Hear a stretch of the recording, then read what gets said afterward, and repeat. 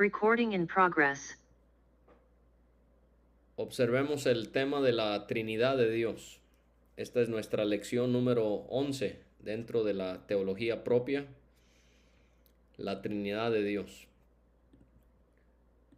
Y lo que podemos aseverar es que el único Dios que existe consiste en tres personas: Padre, Hijo y Espíritu Santo. Esto es lo que llamamos la Trinidad.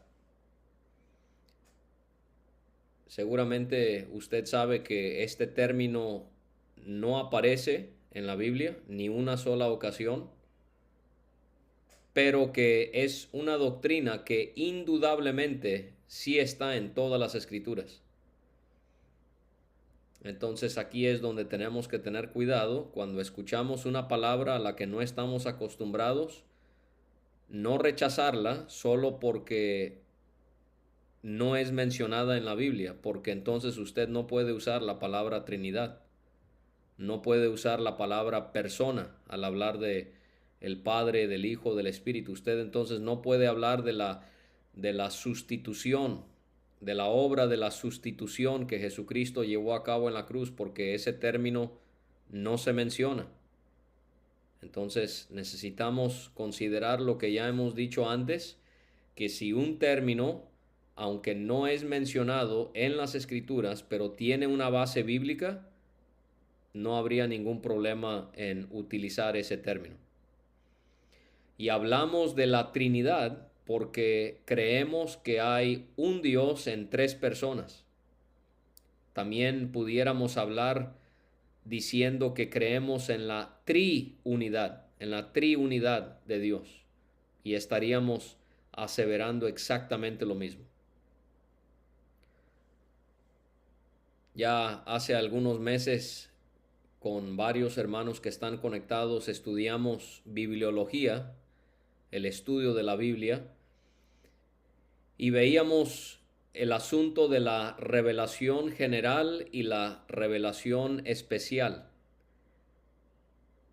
Cuando pensamos en la Trinidad, hermanos, se requiere lo que la bibliología llama la revelación especial para saber acerca de la Trinidad de Dios.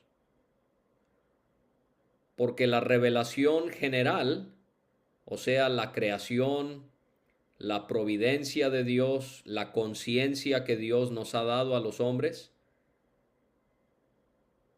da a conocer lo suficiente para que el hombre sepa que existe un creador, pero la revelación general no le da a comprender que Dios es uno en tres personas. No, eso no puede ocurrir. Nadie puede mirar las estrellas y deducir que no es que exista un Dios, eso lo hacen las estrellas sin ninguna duda. Los cielos cuentan la gloria de Dios y el firmamento anuncia la obra de sus manos. De eso no hay ninguna duda. Pero que una persona en base a la creación pueda llegar a la conclusión de que Dios es uno en tres, no. La revelación general no da ese tipo de conocimiento tan específico. Lo que sí da ese conocimiento es la revelación especial, o sea, las escrituras inspiradas que nosotros tenemos, que conocemos como la Biblia. Y algo que necesitamos también tomar en cuenta es que el hombre por sí solo no puede descifrar la Trinidad. Esta doctrina, insisto, únicamente la podemos conocer a través de la revelación especial de Dios, que en este caso sería su palabra escrita bajo inspiración de su Espíritu. Y a pesar de que usted y yo tengamos la revelación especial, tengamos las escrituras que claramente delinean la doctrina de la Trinidad de Dios, tendríamos que reconocer que aún así somos completamente incapaces de entender en su totalidad esta gran verdad acerca de nuestro Señor. Jamás, hermanos, jamás pudiésemos creer que ya tenemos una noción adecuada de lo que es la Trinidad. Si usted piensa así, si yo pienso así, estamos equivocados. Estamos siendo arrogantes si creemos que tenemos una buena noción de la Trinidad. No, usted y yo no tenemos una buena noción de la Trinidad. Sabemos muy poco. Sabemos, pero muy, muy poco. Y esto también nos lleva a entender que si la Trinidad es algo que va mucho más allá de nuestras mentes, esto es algo que hemos mencionado también anteriormente, es que no deberíamos utilizar ejemplos de cosas físicas y temporales para describir al infinito que trasciende todas las cosas. O sea, usar los tres estados del agua, líquido, sólido, gaseoso. Utilizar las tres partes de un huevo, la cáscara, la clara, la yema, etcétera. Un trébol, el trébol de una hoja. No, hermanos, o sea, estas cosas físicas y temporales jamás pudiesen describir al infinito. Si nosotros creemos que esas son representaciones válidas de lo que es la Trinidad, claramente no entendemos lo que es la Trinidad. No, la Trinidad es una doctrina que va mucho más allá de nuestras mentes, que sí, responsablemente como estudiantes de la Biblia queremos entenderlo lo mejor que podemos, pero al final, hermanos, cuando estamos estudiando la unidad y la Trinidad de Dios, tenemos que ser como Moisés, que él tuvo que quitarse las sandalias y entender que él estaba sobre tierra santa, y lo único que nos queda, hermanos, es adorar a este Dios que se revela al hombre, pero que a la misma vez es infinitamente incomprensible. Ahora, pensando en otro punto en cuanto a la Trinidad, esto quiere decir que Dios no es tres personas como cada uno de nosotros somos personas distintas. Esto es lo que yo les mencionaba antes de que comenzáramos con la clase. Nosotros pensamos en una persona y pensamos en otra persona y estamos pensando en dos individuos completamente separados. Y eso nos puede entonces perjudicar en la manera en la que entendemos la Trinidad. Pero nosotros necesitamos entender que en la Trinidad las tres personas no son tres individuos separados o tres personas distintas, estrictamente hablando, no lo son.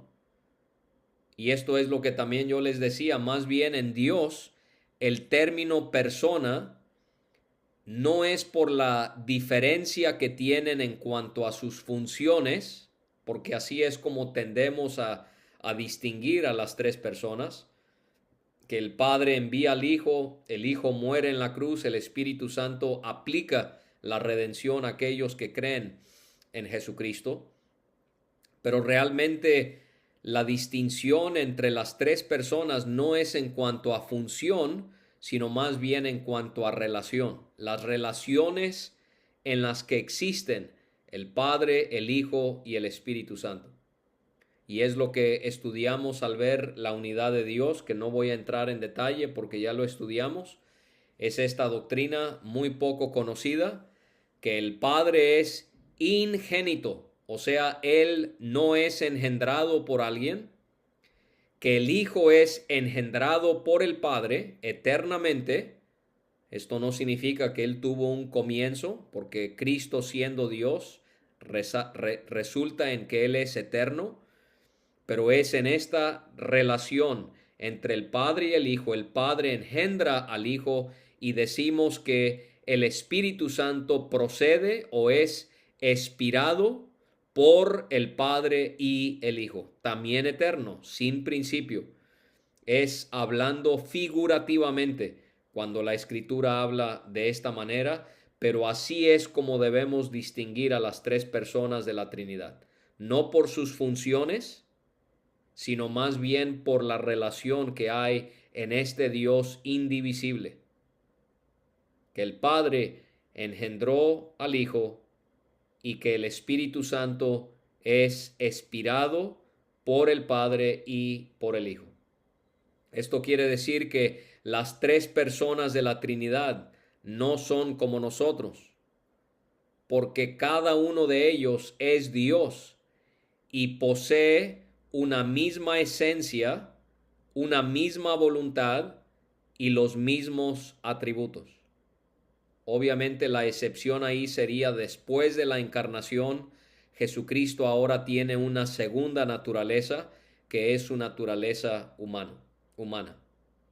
En el caso nuestro, hermanos, por eso podemos confundirnos en querer ver de la misma manera lo que es una persona entre seres humanos y una persona dentro de la deidad. En el caso nuestro, cada persona posee su propia manera de ser. Pero esto no lo podemos aplicar a Dios porque Él tiene una sola esencia.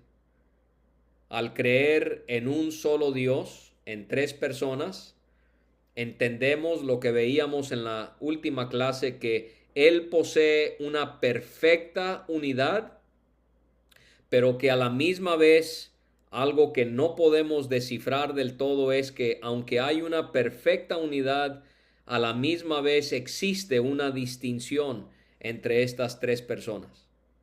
La Biblia es muy clara, enseña que hay una sola esencia indivisible que existe en tres personas individuales.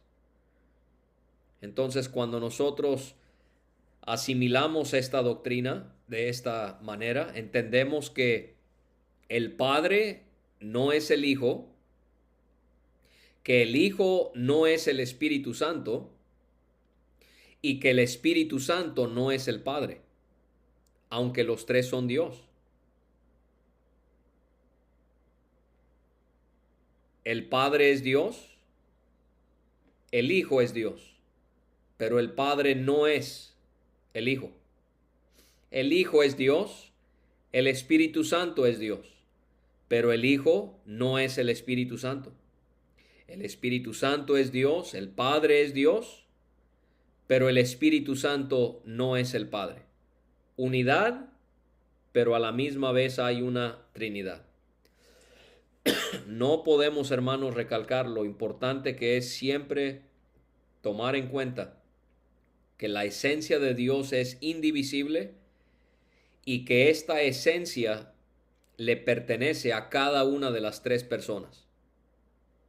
Tampoco, hermanos, debemos creer que las tres personas son como añadidas al ser de Dios, ¿no? Sino que los tres son Dios en su esencia.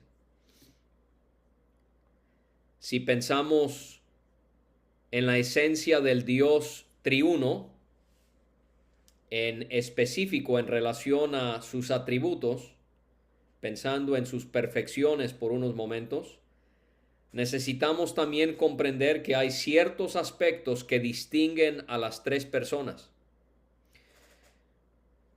Y lo podemos explicar de esta manera, que Dios posee operaciones que son conocidas como ad intra.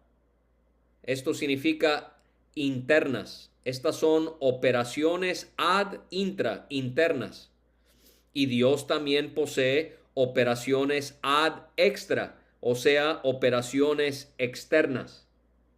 Las operaciones ad intra o internas tienen que ver con aquellas cosas que Dios hace dentro de la vida, de la perfecta comunión que hay entre las tres personas.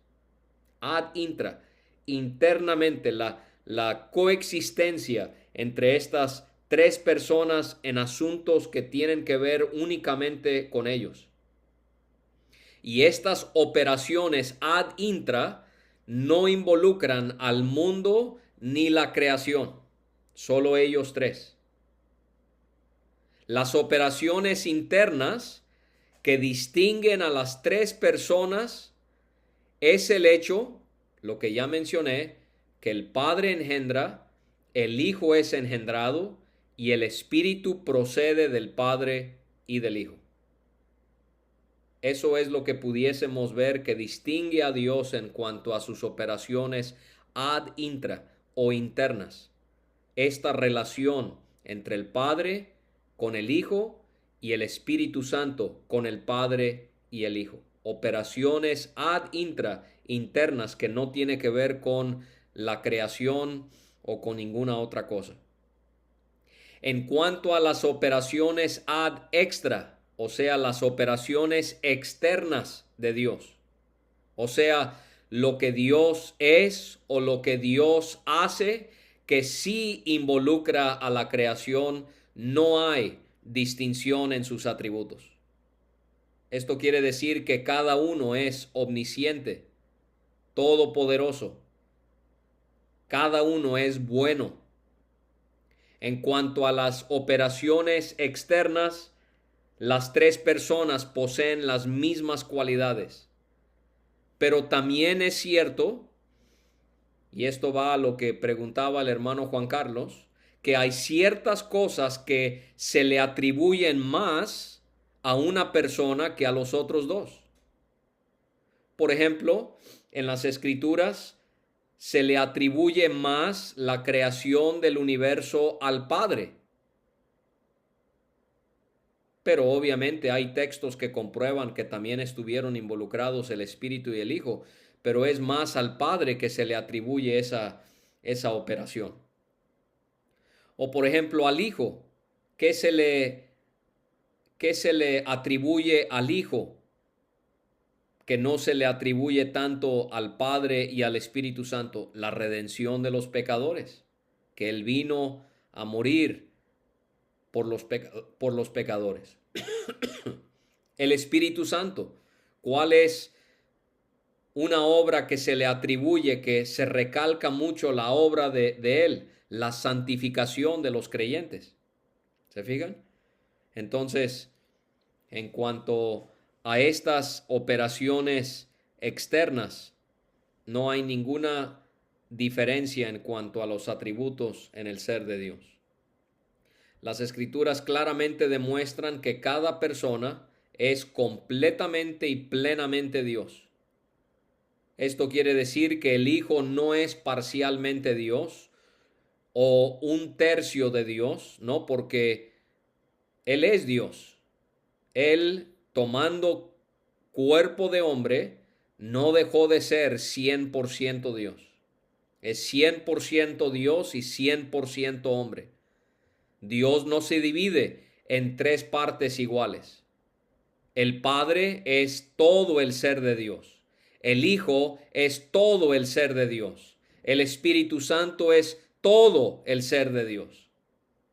Con esto y con todo lo que ya hemos considerado anteriormente, no debemos entonces considerar que las tres personas de la Trinidad son tres formas distintas de ver al mismo Dios. Caeríamos en algo que se considera como modalismo. No debemos considerar que las tres personas de la Trinidad son tres formas distintas de ver a Dios. Consideremos entonces evidencia, hermanos, que la Escritura nos proporciona, que defiende todas estas conclusiones que hemos tratado de presentar. Primeramente, notemos el hecho de que la Trinidad es un tema que se enseña en todas las Escrituras. Esta doctrina puede ser hallada en ambos testamentos. Ahora, algo que necesitamos distinguir en cuanto a este tema es el hecho de que en el Antiguo Testamento se introduce la doctrina de la Trinidad y en el Nuevo Testamento se desarrolla la doctrina de la Trinidad. ¿La doctrina de la Trinidad es enseñada en el Antiguo Testamento? Sí, pero no tan abiertamente como es el caso del Nuevo Testamento. Hay una diferencia, ¿sí? Hay pasajes en el Antiguo Testamento que hacen ver que Dios es uno en tres y tres en uno, sin ninguna duda, sin ninguna duda. pero el Nuevo Testamento lo enseña con más claridad. ¿Por qué?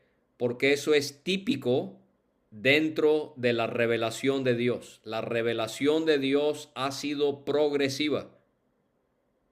Dios a lo largo de los tiempos da más y más y más revelación hasta que tenemos todo lo que Él ha querido revelarnos en su preciosa palabra. O sea que es como si dijésemos que las semillas sobre la doctrina de la Trinidad son sembradas en el Antiguo Testamento y éstas florecen en el Nuevo Testamento. ¿Ok?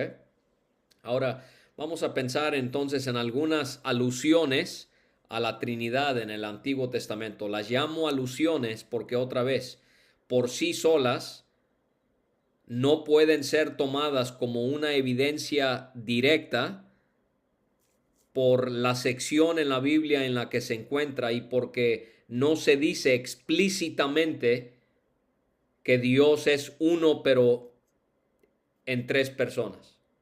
Hemos estudiado el nombre Elohim, por ejemplo. Es un nombre en plural.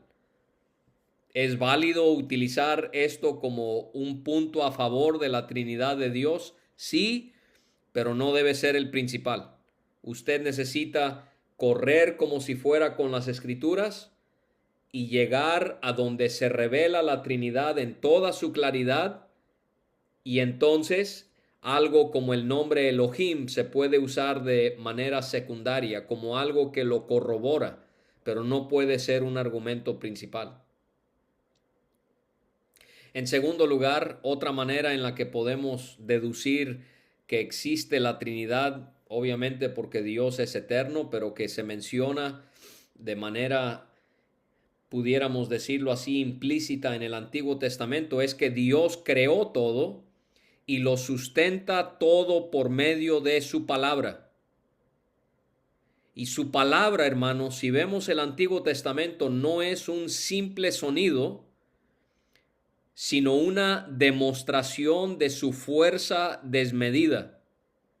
Y cuando vemos el Antiguo Testamento nos damos cuenta que la palabra de Dios posee la capacidad de sostener todas las cosas.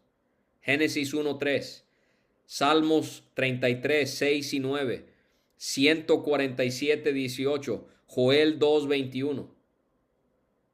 Y lo que vemos, si lo vemos detenidamente, es que la palabra de Dios que es mencionada en el Antiguo Testamento procede de Dios y es distinto a Dios. Eso es muy interesante. ¿A qué estoy tratando de llegar con eso? Bueno, pensemos en el hecho de que el Antiguo Testamento presenta a esta palabra de forma hipostasiada. ¿Por qué hipostasiada?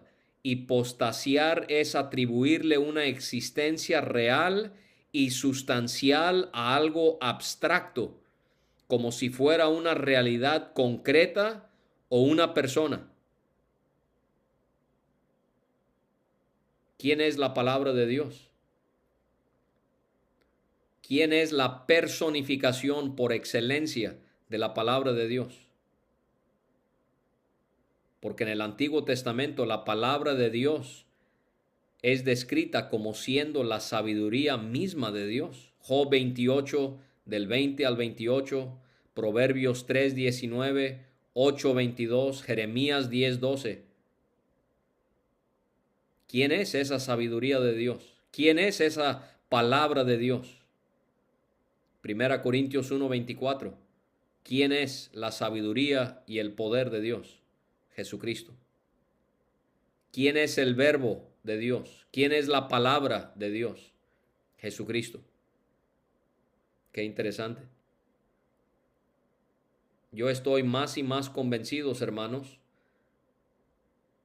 El hermano Carlos Aguilar, que está conectado, él preguntaba hace algunas semanas sobre cómo entender que Moisés veía al Señor cara a cara. Y yo le contesté diciendo que es una expresión idiomática, y la es, de que porque estábamos hablando de que no podemos ver a Dios cara a cara sin morir. Nadie ha visto a Dios jamás, dice la Escritura. Pero a mí se me hizo tan interesante porque después de que el hermano hizo esa pregunta, ¿se acuerdan que yo les dije que para el tema de la unidad de Dios, yo había leído el libro de Agustín sobre la Trinidad? Y Agustín en ese libro, él pone ejemplo tras ejemplo tras ejemplo, donde él busca comprobar que muchas ocasiones en las que leemos de hombres estando en la presencia de Dios, él comprueba que esas tuvieron que ser apariciones del Cristo antes de la encarnación. Entonces, por ejemplo, ese ejemplo de Moisés en el tabernáculo y hablando a Dios cara a cara, o Moisés viendo la zarza que ardía, o Daniel viendo en esta visión que él recibe en su profecía. O también cuando Moisés le pide al Señor mirar su gloria y él ve su espalda. O Adán en el huerto del Edén. Caín habla de salir de la presencia del Señor y él muestra ejemplo tras ejemplo donde él presenta un argumento muy convincente de que estas fueron apariciones de Jesucristo antes de la encarnación. Y yo me estoy convenciendo más y más que en base a esto que estoy explicando, cada vez que en el Antiguo Testamento leemos algo que se repite mucho en los libros proféticos, de la palabra del Señor viniendo sobre un profeta para revelarle algo, yo considero lo que creían los hermanos del tiempo de la Reforma y también el tiempo de los puritanos, que ese era Cristo mismo. Ese era Cristo mismo que descendía para revelarle algo a un profeta antes de la encarnación. Otra también alusión a la Trinidad en el Antiguo Testamento sería cómo es que Dios creó todo por medio de su Espíritu. O sea, como en Génesis 1 tenemos Dios, Él en el principio creó los cielos y la tierra, y en el versículo 3 leemos del Espíritu de Dios que andaba sobre la superficie de los abismos. Estaba escuchando a un teólogo hablar sobre cómo en Génesis 19, y yo quería buscarlo antes de que tuviésemos esta clase, en Génesis 19 con la destrucción de Sodoma, él hace que hay una alusión en el pasaje a que Jehová está en el cielo y Jehová está aquí sobre la tierra en cuanto al juicio que cae. Muy interesante cómo se presenta esta distinción de personas de una manera no quizás directa como en el Nuevo Testamento, pero sí de manera indirecta. Número 4, las apariciones del ángel de Jehová. No puede haber, hermanos, ninguna duda de que el ángel de Jehová o el mensajero de Jehová, eso es lo que significa también la palabra ángel en griego, el mensajero de Jehová es el logos del Nuevo Testamento que comunica las verdades de Dios, como lo hizo él como mensajero de Dios antes de encarnarse. Y uno puede repasar las apariciones del que es llamado el ángel de Jehová en las Escrituras, y uno no puede sino convencerse de que él no era un simple ángel, sino que él era un ser divino. Se le atribuyen propiedades que solo se podrían decir del Señor. Por ejemplo, se le rinde adoración, se postra delante de él, se le ofrece sacrificio, se le llama admirable. Él hace promesas que solamente Dios puede prometer. Entonces las apariciones del ángel de Jehová también son una prueba de que la Trinidad sí aparece en el Antiguo Testamento. Todos sabemos que Dios habla también, número 5, de sí mismo en ciertos pasajes en forma plural al llevar a cabo algo. Génesis 1:26, hagamos al hombre a nuestra imagen. Génesis 11:7, en cuanto a la torre de Babel, la torre es tan pequeña que Dios dice, descendamos.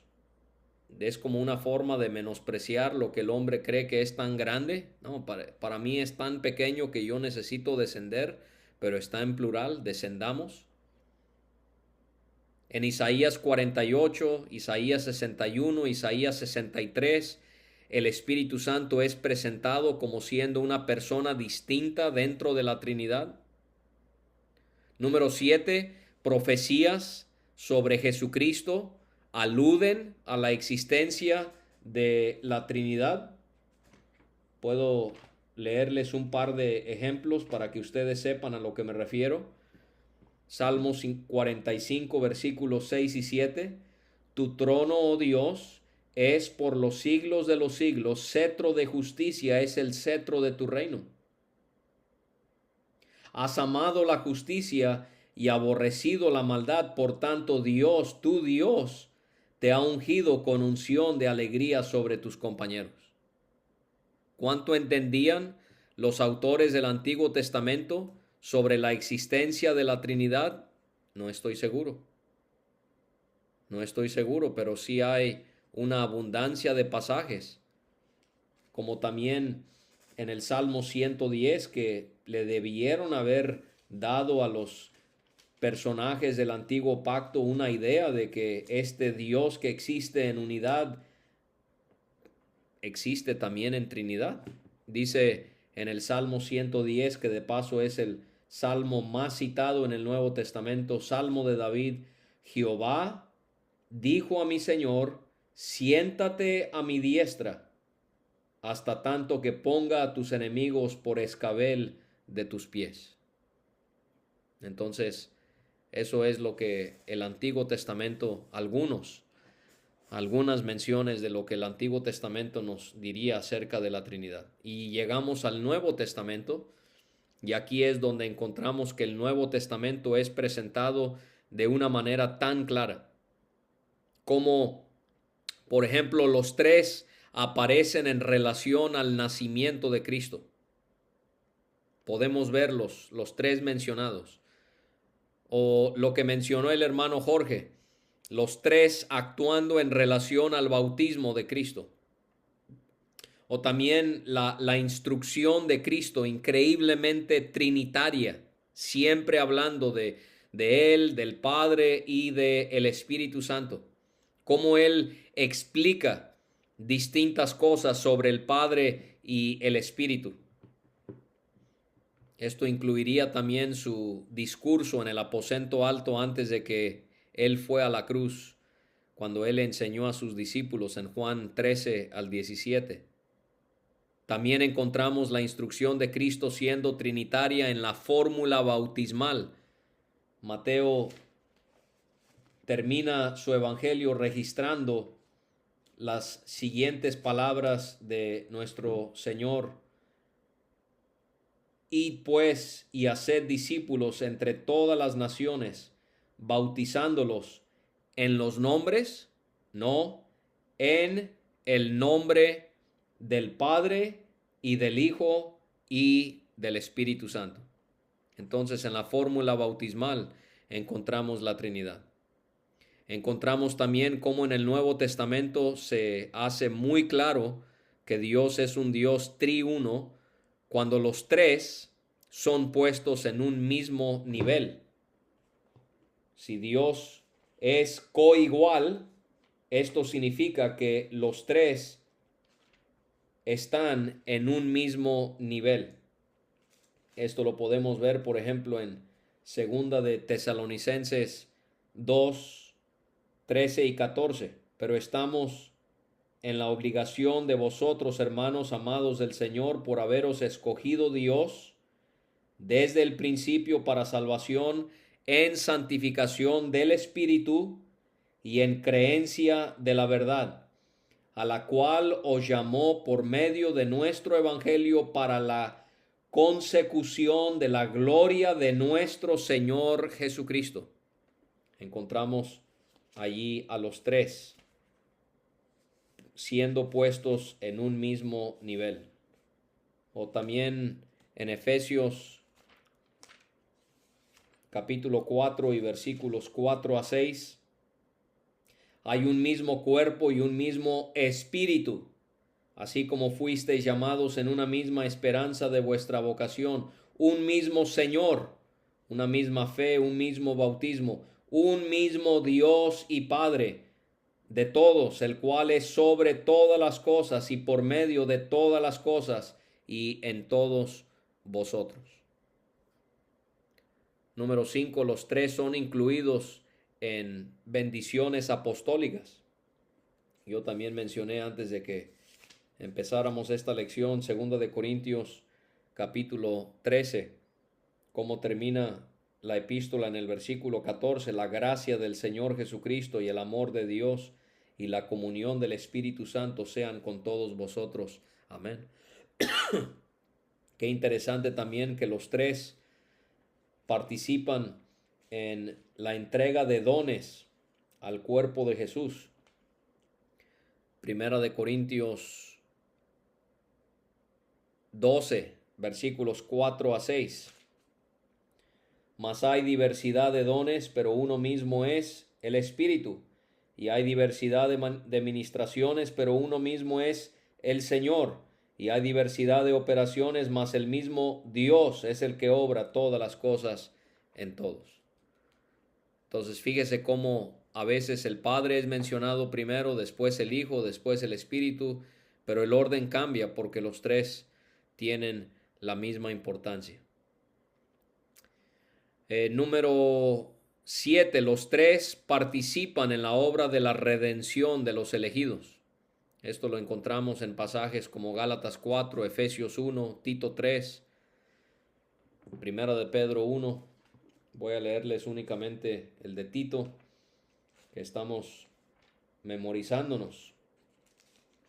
La epístola de Tito, tenemos algunas semanas memorizándonos Tito 3, del 4 al 6. Empero, cuando fue manifestada la bondad de Dios nuestro Salvador y su amor hacia los hombres, no a causa de obras de justicia que hayamos hecho nosotros, sino conforme a su misericordia, Él nos salvó por medio del lavamiento de la regeneración y la renovación del Espíritu Santo, que Él derramó sobre nosotros en rica abundancia por medio de Jesucristo nuestro Salvador. Y el Nuevo Testamento nos presenta un sinfín de textos que comprueban que cada una de las personas de los tres son Dios, que el Padre, de acuerdo a 1 Corintios 8, 6, es Dios, que el Hijo es Dios. Juan 20, 28, ¿se acuerda lo que dijo Tomás de Jesucristo? Señor mío y Dios mío. Tito 2, 13, aguardando la esperanza bienaventurada y la manifestación gloriosa de nuestro gran Dios y Salvador Jesucristo. Colosenses 2:9, Juan 1:1, Hebreos 1:3. Y en tercer lugar, el Espíritu Santo. Hay pasajes también que hacen sin ninguna duda que Él es el Espíritu Santo. Es interesante cómo lo presenta Lucas en Hechos capítulo 5, la deidad del Espíritu Santo, con la historia de Ananías y Zafira, después de quedarse con una porción de la ofrenda al no ser honestos con los apóstoles. En Hechos capítulo 5 leemos en el 3, Pedro entonces le dijo a Ananías, ¿por qué ha llenado Satanás tu corazón para que mintieses al Espíritu Santo y sustrayeses parte del valor del campo? Versículo 4, quedándose como estaba, ¿no se te quedaba para ti? Y vendido, ¿no estaba en tu mismo poder? ¿Cómo es que has concebido esta cosa en tu corazón? No has mentido a los hombres, sino, ya no dice al Espíritu Santo, sino dice a Dios. O sea que mentirle al Espíritu Santo es igual a decir que uno le está mintiendo a Dios y por lo tanto el Espíritu Santo es Dios. La Trinidad también puede comprobarse como siendo verdad al ver que las tres personas comparten, como ya hemos aseverado, los mismos atributos, pero también mismos nombres, en ciertos casos, mismos oficios. Y la evidencia histórica, algo que también es muy válido considerar, es que la Iglesia siempre ha creído a lo largo de todas las edades el hecho de que Dios es uno en tres y tres en uno. Por último, hermanos, para terminar, quiero que meditemos en la importancia de la doctrina de la Trinidad. Y yo sé que si yo pregunto, ¿es realmente importante creer que Jesús es Dios, como también lo son el Padre y el Espíritu? Que todos van a decir que sí, y es correcta la respuesta. Es muy importante. ¿Pero por qué? Vamos a pensarlo en términos prácticos. ¿Por qué es tan importante creer en la Trinidad? Bueno, en primer lugar, porque si no, entonces se pone en duda la expiación. Porque Cristo no hubiese podido llevar nuestra maldad si Él no fuese Dios. Él tenía que ser Dios y hombre para poder llevar nuestro pecado. Entonces es importante. En segundo lugar, si dudamos la Trinidad, se pone también en duda la justificación por fe. Porque si Cristo solo es un hombre y no es Dios, entonces ¿podemos poner nuestra fe en un hombre? No. Es importante. En tercer lugar, si dudamos de la Trinidad, se pone en duda si Cristo pudiese ser adorado. Porque si Él solamente es un hombre, ¿debemos adorarle? No, sería blasfemia. Solo Dios puede ser enaltecido. Número 4, si dudamos de la doctrina de la Trinidad, se pone en duda que Dios, que es Dios en cuanto a su esencia, que Él es el Dios supremo, el Dios altísimo, y que Él no es un mero hombre quien nos salva, porque nosotros sabemos que seríamos malditos si confiásemos en el hombre. Número 5, si no creemos en la Trinidad, entonces se pone en duda las relaciones interpersonales de Dios en la Trinidad. ¿Y esto qué pone en duda? Pone en duda entonces que Dios quiera relacionarse con nosotros. Eso es muy interesante. Ver cómo el hecho de que Dios es uno, pero en tres, y que hay esta relación perfecta entre ellos, comprueba el hecho de que Él quiere relacionarse con los hombres, pero si no creemos en la Trinidad, eso se pone en duda. Si dudamos de la Trinidad, también ponemos en duda la unidad del universo, porque solo un Dios triuno sostiene cada molécula del universo. No, hermanos, la doctrina de la Trinidad es absolutamente fundamental a nuestra fe cristiana. Es uno de los grandes pilares que nos distingue de toda otra religión. Y que Dios nos preserve a cada uno de nosotros a no creer herejías que niegan la maravillosa verdad que nuestro Dios es uno y tres a la vez. Y pensando en la Trinidad, podemos también recordar la importancia de que jamás dejemos que nuestro corazón se enfríe y veamos esta perfección de Dios no siendo absolutamente increíble. Hermanos, esta doctrina de la Trinidad debe siempre, no importa cuántos años tenemos en el camino del Señor, siempre asombrarnos sobremanera. Nunca dejemos que nuestra mente se enorgullezca y pensemos que entendemos esta verdad en toda su totalidad. Imposible, hermanos, imposible. No, ¿quién puede explicar la Trinidad?